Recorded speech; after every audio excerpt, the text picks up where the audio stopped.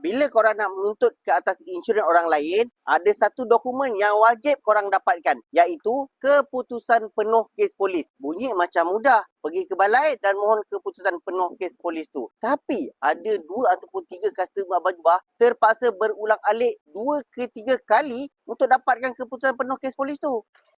Kalau korang nak claim insurans kereta korang tak apa ada masalah, korang renew insurans korang dengan Abang Jubah.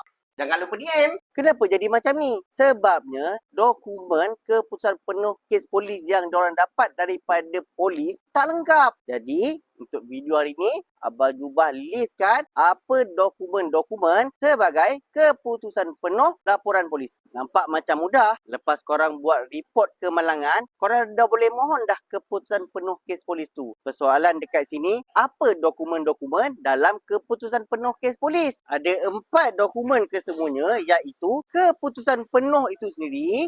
Yang kedua adalah report polis kenderaan yang terlibat. Yang ketiga pula adalah rajah kasar.